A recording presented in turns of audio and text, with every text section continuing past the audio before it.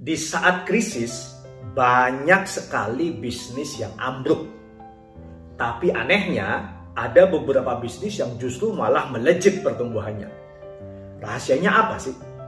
Rahasia utama mereka itu adalah kepemimpinan adaptif dan inovasi yang cepat.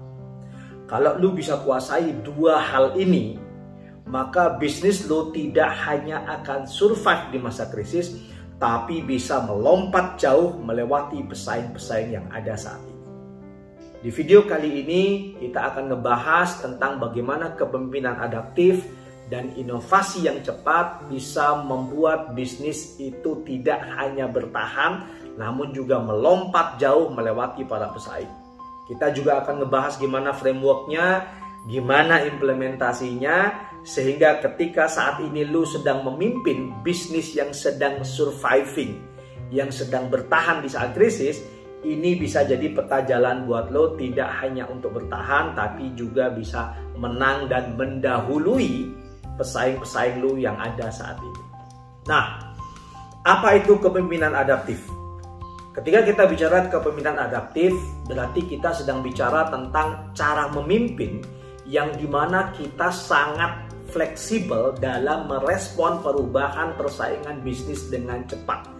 Jadi perubahan yang kita lakukan itu sangat responsif, sangat fleksibel, dan tidak kaku.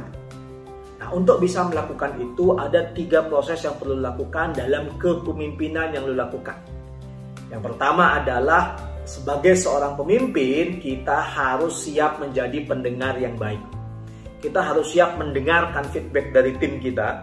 Karena mungkin sebagai seorang pemimpin kita tidak bisa meradar semua informasi yang ada. Sehingga feedback dari tim itu menjadi hal yang sangat penting untuk bisa menjadi adaptif dan responsif terhadap perubahan bisnis yang ada saat ini. Lalu yang nomor 2 adalah kita harus berani merubah strategi yang dibutuhkan meskipun kadang itu tidak populer. Sehingga keberanian ini penting untuk membuat kita bisa menjadi seorang pemimpin yang beradaptasi dengan cepat. Lalu yang nomor 3, fokus kita. Meskipun fokus kita itu jangka panjang, kita harus lincah bermain.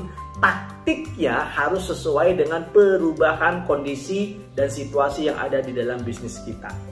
Nah, lalu kenapa inovasi itu bisa menjadi penyelamat kita di saat krisis? Kita harus tahu bahwa ketika krisis, setiap orang, setiap perusahaan, setiap individu akan mulai semakin selektif dalam memilih produk-produk apa yang akan mereka keluar.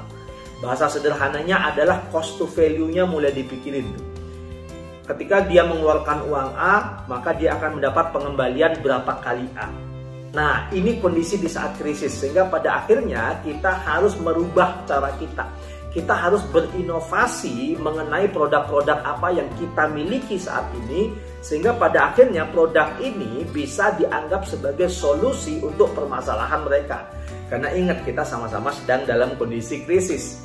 Kita bisa merubah, sebenarnya tidak perlu merubah produk. Tidak perlu produk kita ubah 180 derajat, karena itu membutuhkan effort yang lebih.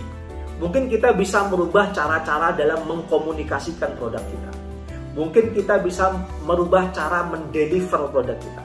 Mungkin kita bisa merubah cara mendistribusikan produk kita. Mungkin kita bisa merubah cara pembayaran produk kita. Ya, jadi banyak sekali pola-pola yang bisa diinovasikan ketika kita bicara tentang serving produk kita kepada customer, sehingga pada akhirnya customer itu merasa produk kita adalah produk yang sesuai dengan kebutuhan mereka. Salah satu contoh kasus nyata yang sering dijadikan sebagai percontohan terhadap kepemimpinan adaptif dan inovasi yang cepat ini, itu adalah bagaimana transformasi Gojek dan juga Grab dalam melakukan pivoting bisnis mereka di saat terjadinya COVID. Ketika COVID terjadi, kita tentu tahu bahwa orang semakin sedikit yang menggunakan jasa riding atau jasa untuk menggunakan mobil. Sehingga pada akhirnya dua aplikasi besar ini melakukan pivoting yang besar dengan memperbesar market untuk food dan juga memperbesar market untuk send atau express. Sehingga pada akhirnya di masa COVID banyaklah itu GoFood dan GrabFood dan juga GoSend atau Grab Express yang menjadi revenue income dari mereka di saat banyak sudah GoRide ya dan GoCar itu kehilangan market yang besar. Termasuk juga salah satu contoh dari salah satu klien gua, perusahaan mechanical dan electrical, yang dimana saat ini kondisi 2025 tentu pembangunan infrastruktur itu mulai melandai. Sehingga pada akhirnya proyek semakin berkurang. Mereka melakukan pivoting industri mereka dari industri yang declining menuju industri yang uprising. Salah satu contohnya itu adalah data center dan juga berikutnya itu adalah smelter yang menjadi salah satu proyek strategis nasional yang ada di Indonesia. Nah, ketika kita bicara tentang kepemimpinan adaptif dan juga inovasi yang cepat ini, ada 3 formula yang bisa lo terapin sehingga pada akhirnya ini bisa lo lakukan dengan cepat. Gua sebut formula itu dengan nama SPY. Mata-mata kan. Jadi kepemimpinan adaptif dan inovasi yang cepat itu harus menggunakan teknik SPY. SPY itu dimulai dari S. S itu adalah bagaimana kita melakukan scanning.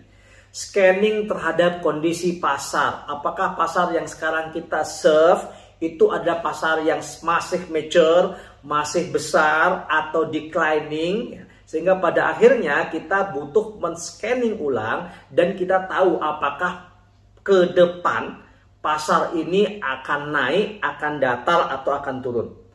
Kemudian setelah kita lakukan scanning, ketika tahu ternyata pasar ini sedang turun karena kita bicara tentang krisis, tentu kita harus melakukan P atau pivot. Harus mulai belok tuh di tikungan. Jadi seorang pebisnis jangan takut untuk membelokkan ya bisnisnya, servisnya, produknya sehingga pada akhirnya kita bisa survive di saat krisis.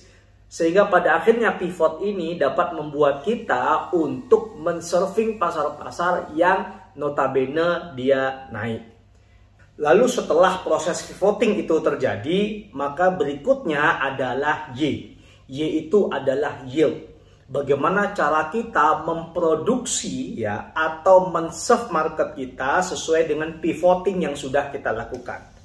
Jadi ketika kita bicara tentang kepemimpinan adaptif dan inovasi yang cepat, konsepnya sebenarnya sederhana. Try fast, fail fast, ya, learn fast. Jadi harus dicoba dengan cepat. Kalau memang gagalnya dengan cepat, kemudian belajar dari kegagalan itu juga dengan cepat. Sehingga pada akhirnya ketika kita melakukan pivoting dan yielding, yang harus kita lakukan adalah kita mencoba increment kecil dari produk-produk atau service yang ingin kita layani.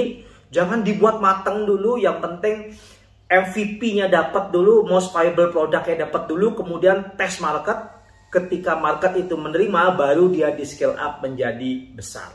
Nah, ketika market tidak menerima, maka kita learn fast, kita ubah lagi, pivoting lagi, dan kemudian kita lempar ke market lagi sampai market menerima produk yang kita pivot. So, ketika kita berada di kondisi yang krisis, jangan pernah jadi pemimpin yang fokusnya hanya bertahan. Jadilah pemimpin yang adaptif dan melakukan inovasi-inovasi cepat, sehingga pada akhirnya di kondisi krisis kita tidak hanya bertahan, tapi kita bisa melompat dan melewati kompetitor-kompetitor kita yang lain yang fokus mereka adalah bertahan. Pertanyaan sederhananya adalah, apa inovasi yang sudah lo lakukan saat ini ketika kondisi kita sedang krisis? Silahkan tulis di komen di bawah dan kita bisa diskusikan lebih lanjut. Oke bro, sis, semoga bermanfaat ya. Bye.